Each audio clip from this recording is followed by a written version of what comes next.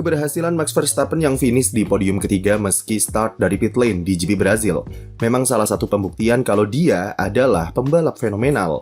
Penampilan Verstappen sekaligus jadi pengusap malu bagi Red Bull yang tidak disangka-sangka kedua pembalapnya gugur dari sesi Q1 untuk pertama kalinya dalam 19 tahun.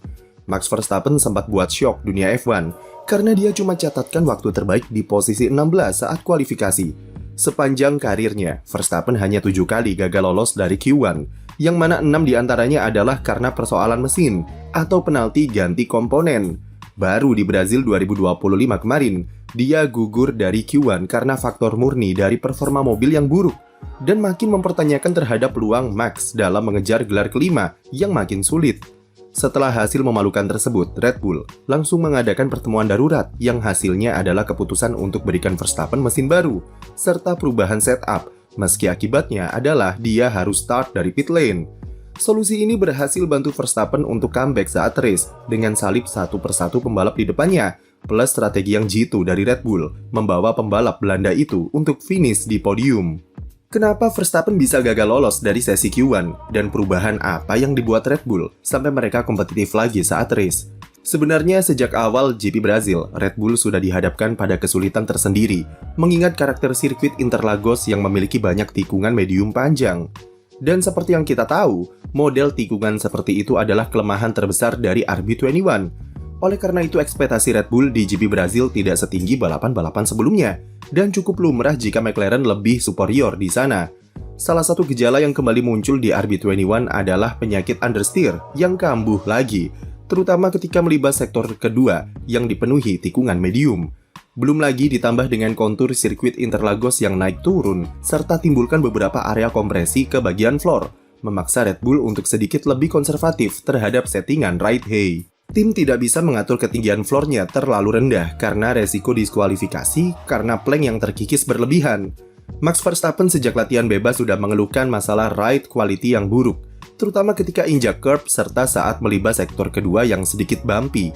Problem understeer sendiri muncul karena karakter mekanikal atau suspensi RB21 yang memang lemah di tikungan panjang, yang menuntut pembalap untuk lebih halus ketika berbelok serta mengerem. Suspensi mereka tidak bisa memberikan beban yang cukup ke ban depan, yang berkurangnya sensitivitas grip saat menikung. Upgrade yang diberikan Red Bull sejak jeda musim panas difokuskan sepenuhnya ke aspek aerodinamika untuk menutupi kelemahan mereka di aspek mekanikal suspensi tersebut. Itu karena memperbaiki aerodinamika lebih mudah serta lebih murah daripada harus merombak area suspensi yang pastinya lebih rumit serta mahal. Namun ketika berhadapan dengan sirkuit seperti Interlagos yang banyak tikungan medium dengan konturnya yang naik turun, performa floor jadi tidak optimal dan masalah understeer akhirnya kembali muncul. Hal ini setidaknya bisa terlihat dari data ketika kualifikasi sprint, di mana Verstappen banyak kehilangan waktu di fase entry tikungan, dan paling besar adalah di tikungan ke-7, di mana McLaren bisa menahan gasnya lebih lama daripada Verstappen yang harus lepas gas karena understeer. Di sprint sendiri, pembalap Belanda itu cuma start dari posisi 6 dan finish di posisi keempat yang sudah jadi pertanda kalau Red Bull cukup kesulitan di Brazil. Melihat performa tersebut, Red Bull akhirnya buat beberapa modifikasi dengan tujuan supaya bisa tampil lebih baik di kualifikasi serta balapan hari Minggu. Salah satu yang dirombak adalah floor, di mana Verstappen yang sebelumnya memakai spesifikasi upgrade di Meksiko, akhirnya kembali memakai spek GP Italia, yang memberikannya 3 kemenangan sampai GP Amerika. Upgrade floor Meksiko memang sudah disinyalir membuat keseimbangan RB21 jadi terganggu, dan setup windownya kembali sempit. Selain perubahan spek, Verstappen juga diberikan settingan suspensi yang lebih sensitif untuk memperkuat grip ban depan, serta dibuat lebih empuk agar dia bisa ambil curb lebih banyak, serta lebih nyaman di sektor kedua. Tapi konsekuensinya adalah karena suspensi lebih empuk, maka ketinggian floor atau ride hay akan naik, yang dampaknya adalah performa downforce yang berkurang. Settingan suspensi empuk dan floor lebih tinggi sebelumnya sudah dicoba oleh Yuki Tsunoda di sprint, yang pada akhirnya diterapkan ke mobil Verstappen untuk kualifikasi. Hasilnya, performa Red Bull malah semakin parah. Bukan cuma Tsunoda yang gugur di 5 terbawah, tapi kali ini Verstappen juga alami nasib yang sama. Jika sebelumnya Red Bull cuma kehilangan waktu di sektor tengah, di kualifikasi mereka malah kehilangan waktu di semua area sirkuit secara keseluruhan. Karena floor lebih tinggi, maka downforce yang dihasilkan berkurang. Dan itu sebabkan grip belakang tidak bisa menghandle sensitivitas ban depan yang lebih kuat. Akibatnya terjadi perubahan karakter mobil dari understeer menjadi oversteer yang sesuai dengan keluhan Max Verstappen sepanjang kualifikasi yang mengatakan tidak ada grip. Itu juga terlihat dari data, di mana Verstappen memang bisa lebih kencang di fase entry karena grip ban depan yang lebih oke. Tapi begitu di tengah tikungan sampai exit, dia kehilangan banyak waktu karena sliding di ban belakang. Verstappen mengatakan kalau dia sampai harus underdrive atau memperlambat caranya dalam mengemudikan mobil supaya tidak mengalami sliding yang bisa memperparah catatan waktunya.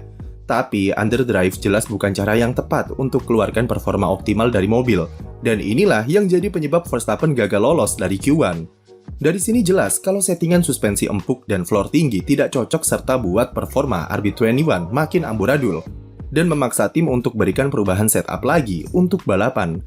Selain memberikan Verstappen komponen baru di semua unit mesin dan baterai, Red Bull tentunya juga kembali beri modifikasi di area suspensi.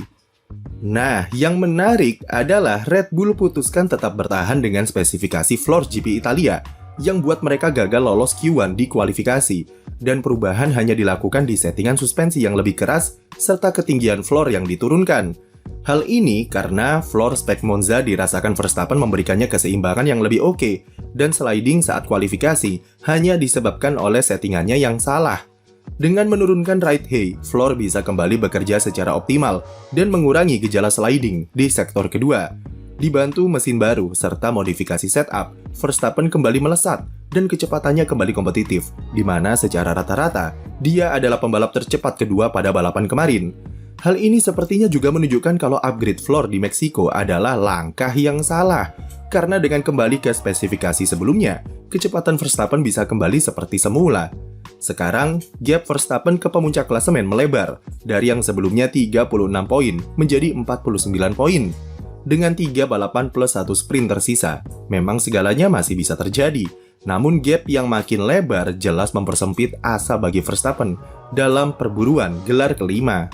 Memang, performanya masih terbilang gila karena meski start dari pit lane, namun Verstappen masih mampu jaga podium streaknya sejak summer break berakhir. Tapi dengan momentum berada di Lando Norris dengan level performa yang ia tampilkan di Meksiko dan Brazil, praktis pembalap Inggris tersebut cukup diunggulkan untuk 3 balapan penutup. Namun melihat performa saat balapan kemarin, Verstappen masih punya peluang untuk menjaga api perlawanan tetap berkobar sampai titik penghabisan. Paling tidak salah satu hal positif dari GP Brazil bagi Red Bull adalah kegagalan mereka lolos dari Q1 sudah membantu tim dalam identifikasi masalah serta solusinya. Upgrade floor Meksiko tidak bekerja sesuai harapan, dan performa RB21 kembali kompetitif ketika pakai spek floor lama dengan catatan setup window-nya tepat. Kesempatan setidaknya bisa kembali terbuka bagi Red Bull di Las Vegas, mengingat karakter trek yang banyak lurusan dan pengereman keras bisa beri keuntungan dengan spek low drag di RB21 yang sudah terbukti di Monza serta Baku. McLaren juga tidak pernah kompetitif di Las Vegas, dan mereka selalu kesulitan dengan karakter lurusan serta suhu dingin di sana. Las Vegas akan menjadi balapan damage limitation bagi McLaren, sementara Red Bull dan Verstappen dituntut maksimalkan segalanya di sana jika ingin menjaga asa gelar kelima. Jadi memang peluangnya kecil dengan gap 49 poin, tapi Las Vegas setidaknya akan menentukan apakah perjuangan Verstappen akan berlanjut sampai titik penghabisan, atau memang lebih baik pasrah harus kembali ke nomor 33 musim depan. Sekian video dari kami, jangan lupa beri like dan subscribe untuk konten F1 lainnya.